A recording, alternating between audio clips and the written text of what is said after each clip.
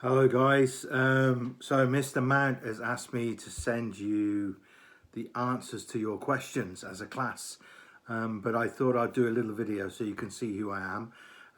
And I'm doing this as one take, so it could all go wrong.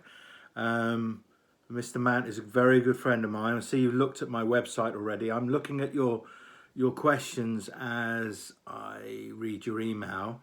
So this is Macy and Ava. Have you visited Santa's workshop?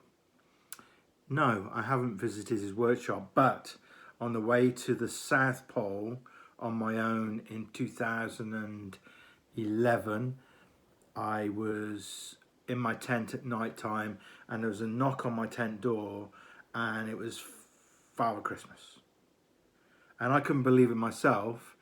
And I said to him, "What are you doing in the South Pole?"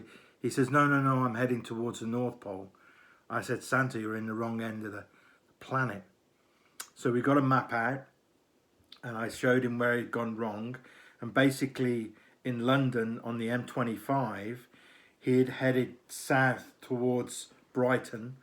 Instead of it, he should have gone up just past Middlesbrough and then headed further up north. But so what I did, I redirected him. And if you don't believe me, then it got onto the BBC. Okay, that was a long answer.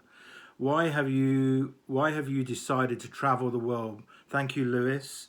First of all, I wanted to test myself physically and mentally in the extremes, but then I started to appreciate the planet and see the worth of our planet, the worth of the seasons, the beautiful animals that we have.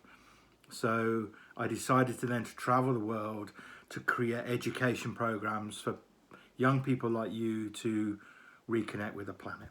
That's the simplest answer I have. Gracie, I've maybe skipped on a few here. Okay, we'll do you next, Gracie. Have you lost anything important on your adventures? And have you ever found anything cool? What have I lost on my adventure? Oh, God. I lost my iPod, the music thing. And that was on the second day of a 50-day expedition. And for 48 days, I had nothing to think about apart from what was in my brain. There was 360 of nothing, no mountains, no people or animals, just a blue sky and a white horizon. So that was pretty crazy. And have I ever found anything cool? Yeah, I found some really cool stuff. So I found a polar bear tooth that was combing the beaches in high Arctic. We found loads of little trinkets and things from past expeditions. It's a really great place to venture. So how long did it take to get to... Oh yeah, Kathleen D. How long did it take you to get to the South Pole? 50 days, 700 miles. That's like travelling from the bottom of the UK right up to Middlesbrough, I suppose. And how did you carry your equipment? All in two sledges. So if you look on my website, I pull these like two sledges with me containing food and fuel and clothing and things like that. Kathleen M.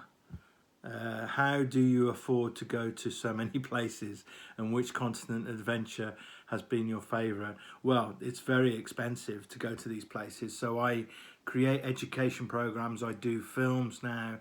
We're doing a great movie about exploration, and that attracts big sponsorship. So then it's almost like a business. So you go and get money from different companies who invest in your expeditions, and that allows you to go off and do it. So it is a hard thing to get the money. And which continent adventure has been your favourite? It's always the Arctic, because it's the purest, most surreal area on the planet. And one moment it can be absolutely beautiful with the sun and the reflection of the ice, and in a second later it can turn into storms and polar bear attacks and things like that. So it's a very vicious, raw area to travel through. Lexi and Daniel, what are the dangers you face on your adventures? Well, I probably just covered two, which is polar bears and storms. On Everest, though, we were nearing the summit and my friend collapsed, nearly died at the summit, but we aborted the expedition 200 meters from the summit, and we carried him down. Over 3 days we kept him alive, and he lived. So everybody on our 4-man expedition lived. So dangers can happen at any area, any time. Jaden, hello Jaden. What do you eat when you are on adventure? I eat dehydrated food. So it's like pot noodles. You add hot water to it by melting the snow and boiling it up. You add it to the kind of pot noodle, and then you can put salami and cheese and butter and all these different things in there. And it sounds horrible, and it is horrible unless you're working in the extremes, and it's just fantastic food. And we eat loads of chocolate as well, to give you protein and sugar. It's all energy really. Jessica, what animals have you seen in the wild, and how do you feel when you accomplish your goals? The animals I've seen have ranged from polar bears, I mean this close, to little lemmings, to foxes, Arctic hares. Maybe Mr. Mount will get you to look at the Arctic animals, then look at the Antarctic animals, because there's a real difference in both of those areas, and also the continent. So maybe you can look at that for us. And how do you feel when you accomplish your goals? It's why I go out every time, because I feel extraordinary. I feel very connected with the planet. I feel very at ease with myself. And it's like escaping humanity for a short while. So sometimes you need to do that to understand who you are. Very deep. But but it's nice to be on your own sometimes, but then it's nice to go back to your family. Okay. Keris, what was the first place you explored, and why did you decide to go there?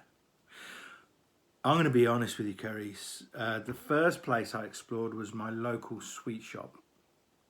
Sounds weird. When I was 6 years old, I sneaked out of my family's house, down the road, through an entry, and I got to a local sweet shop, 6 years old, and I bought some penny chews, so it made the expedition supported. And then I came back home again. And the reason I say that's the first adventure is because that day I felt the feeling of excitement, butterflies racing around my stomach, and a feeling of what's around the next corner. And that feeling when I was 6 is the same feeling I get today when I head out onto mountains or out onto ice on extreme expeditions. So it's about how you feel inside that gives you that sense of adventure. So that's my answer to you. I've left one for last. Now this is from Poppy. Okay. Now if I say, Poppy, come here, come on. This is my Poppy. Oh. So this is Poppy. Say hello to the school kids. So this is my little dog called Poppy, who I miss immensely when I'm away. Poppy, we've got a question, look. Okay. Do you like the cold and snow to visit all the places on your website? Do you like the cold and the snow to visit all the places on your website? All the places on your website. I don't get that. Do you like the cold and the snow to visit? Oh, I see. Yes, I do. We like going out in the snow, don't we? We were on the mountains the other day, weren't we? Do you remember? And we went to the summit of Pen y Fan in Wales. And you raced around. You couldn't find any sticks though, could you? And that's the problem with you. You can't go to the Arctic because there's not many sticks there, are there, buddy? Eh? Okay. So we're going to say goodbye now. What you could do for me is maybe if you put together your ideas of how you would change the way that you look at climate change. So maybe a pledge on how you look at your own area and how you would make little changes, maybe in plastics or in saving electricity or whatever. And just write a little piece for us. If you write a little paragraph each, and hopefully Mr. Mount will send that to me and me and Poppy will read it. Do you reckon we'll read it, Poppy? Yeah, we think we will. Okay, see you later then. Thanks, guys. Oh.